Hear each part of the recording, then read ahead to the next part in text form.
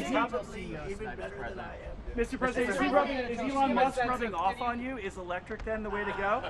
It's not that this isn't for electric or gas, because people have their choices. Yeah. I'm just saying that I know people that have these cars. I know one man, we see him all the time. Yeah. He has 5 of them. Yeah. He thinks it's and he was a big guy for Ferraris and other things. And he says, man, it blows them away. I know other people, they have 3, 4, they love them. They love them. And some people like the gas, and they should have their options. Right. I'm all about options.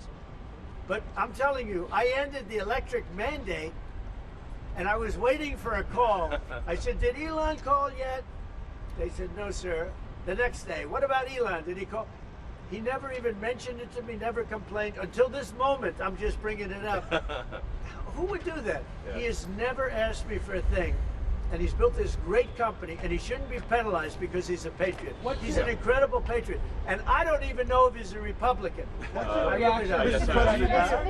reaction to the stock market drop today? Well, I'm not sure if it was. Tesla stock is You're going to also... have drops, and markets are going to go up, and they're going to go down. Yeah. But you know what? We have to rebuild our country. Our country has been stripped of its jobs, of its factories. And I'm tired of seeing where they build apartments, cheap apartments in an old broken down factory. But you have factories all over the place that are empty from many decades ago. And we're going to change it around. And it's all taxing policy. You know, it's really a policy because we have great workers, great people. It's really a policy of taxing and incentives. And I'm bringing the incentives back. And I'll tell you what, numerous plants, and I don't want to mention specifically, but I'll mention this one.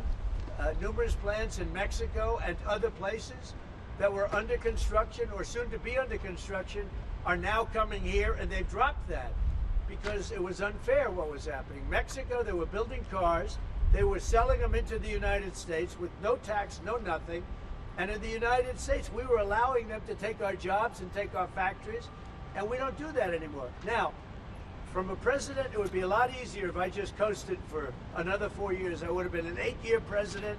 I had the best economy in history in my first 4 years. I would have done very well with this one. And I had a decision to make. Do I want to do this or do I not? Do I want to do it right? The right thing to do is what we're doing. We're going to get our jobs back, and we're not going to be laughed at. Now, I will say this, that already Canada, and I respect very much, as you know, there's a very strong man in Canada who said he was going to charge a surcharge or a tariff on electricity coming into our country. He has called and he said he's not going to do that. Okay, he's not going to do that. And it would have been a very bad thing if he did. And he's not going to do that, so I respect that. But we were just informed that he's not going to do that. Will you change the We've been tariff? treated very unfairly by Markets will turn Canada. around? We've been treated very unfairly by Mexico.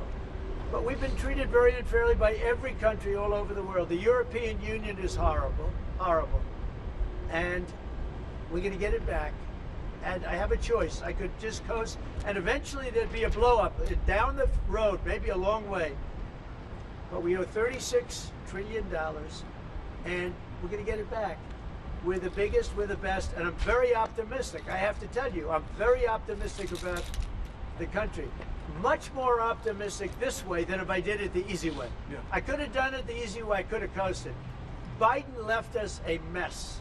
He left us tremendous inflation, tremendously high costs of products.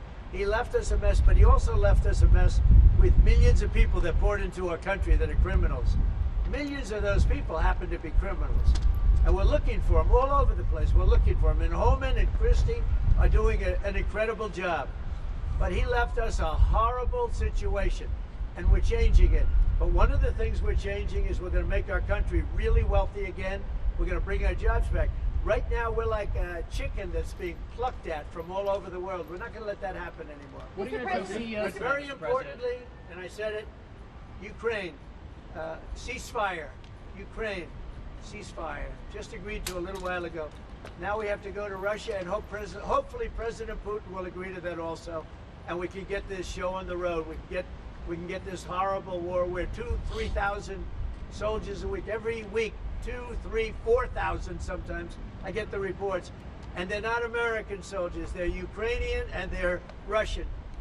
But people are being killed outside of that. People are being killed in the cities as things explode throughout the cities. and we want to get that war over with. So I think Will you it's a very big. Will you talk to I think it's a big President difference between the last visit you saw at the Oval Office and this. So that's a total ceasefire. Ukraine has agreed to it, and hopefully Russia will agree to it. We're going to meet with them later on today and tomorrow, and hopefully we'll be able to wipe out a deal. But I think the ceasefire is very important. If we can get Russia to do it, that'll be great. If we can't, we just keep going on, and people are going to get killed. Lots of people. Is Mr. Zelensky President. invited back to the White House? Sure, absolutely. Mr. President,